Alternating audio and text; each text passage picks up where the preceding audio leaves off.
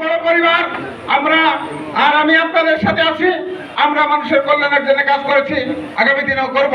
আমরা, আপনারা দলের কথা বলেন, মানুষের কথা বলেন, বেগম খালেদা জিয়ার কথা বলেন, তারেক রহমানের কথা বলেন, আমরা কোনো মানুষের সাথে বিরোধ নাই। লালপুর বাগাতিপাড়ার মানুষ, গরিব অঞ্চলের মানুষ, এখানে বিভেদ না করে যারা শুধুমাত্র মানুষের অন্যায় করেছে সেগুলিকে আপনারা চিহ্নিত করেন, আপনার আইন হাতে তুলে নেওয়ার দরকার নাই। আমরা নিয়মতান্ত্রিক প্রক্রিয়াতে আইনের মাধ্যমে তাদের শাস্তি করা হবে। আপনারা আর সাধারণ মানুষ যারা অনেক সমর্থক পর্যায়ে অন্যান্য দলেরও থাকতে পারে, যারা নিরীহ মানুষ, তাদের উপর অত্যাচার করা যাবে না। এটা বেগম খালেদা জিয়ার নির্দেশ, এটা তারেক রহমানের নির্দেশ। আমরা অনেকেই এখানে আমার জানা মতে অনেকে অনেক জায়গায় কাজ করছেন, কাউকে ট্যাপ করে জমি দখল করে নিচ্ছেন, কাউকে ট্যাপ করে রাজ্য করে টাকা নেওয়ার চেষ্টা করতেছেন। যারা এগুলি করবে তারা বিএনপির শত্রু, তারা বেগম খালেদা জিয়ার শত্রু, তারা তারেক রহমান শত্রু, তারা বিএনপিকে ভালোবাসে না। বারবার খবর বদলায় যারা তাদের কার্য, তাদের ব্যক্তিগত স্বার্থ হাসিল করবে। সেই কারণে আমি দুয়ারের মানুষের প্রতি আবারও আহ্বান জানাচ্ছি, বারবার আপনারা যখন যে প্রয়োজন হবে আপনারা আমাকে স্মরণ করবেন। আমি যে অবস্থায় থাকি আপনাদের পাশে থাকবো। আপনারা দয়া করে আগামী দিনে বেগম খালেদা জিয়া, তারেক রহমান, এখন আমরা অনেক কথা বলবো, আসলে বাস্তবতায় কতটুকু পারবো আর কতটুকু পারবো না সেই বাস্তবতা কিন্তু নিজেদেরকে অনুধাবন করতে হবে।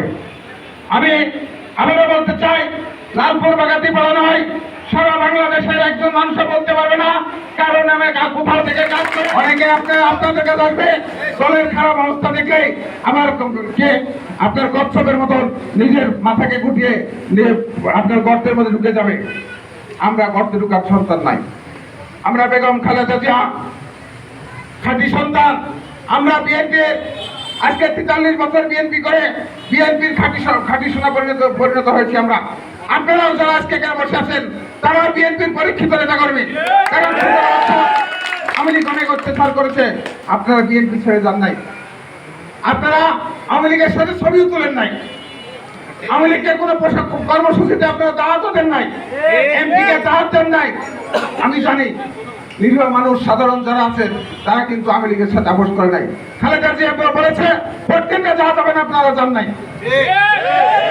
কিন্তু আমাদের মতো হয়তো দু একজন দিয়েছেন, তাদেরকে আপনারা চিনেন। আপনারা তাদের সাথে বিরোধ করার দরকার নাই। আপনারা আপনাদের কাজগুলি করেন।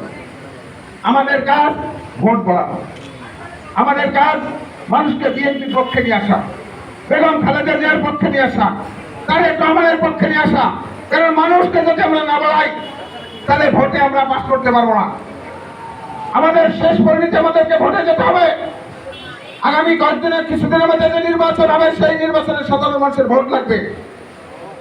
সেই কারণে সাধারণ মানুষের সাথে খারাপ ব্যবহার করা যাবে না। সাধারণ মানুষকে আমাদের কাছে নিয়ে আসতে হবে। সেই একটা করে ভোটকে রাস্তার প্রতিটা থেকে শুরু করে মসজিদের ইমাম পর্যন্ত সকলের একটি ভোট, প্রত্যেকের ভোট আমাদের কাছে মূল্যবান। সেই ভোটগুলো আমাদেরকে দিতে হবে।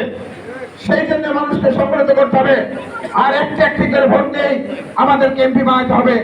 আর আমরা একজন করে এমপি হয়, 51 জনের বেশি এমপি হলে বেগম খালেদা জিয়া, তারেক রহমান বাংলাদেশের প্রধানমন্ত্রী হবে।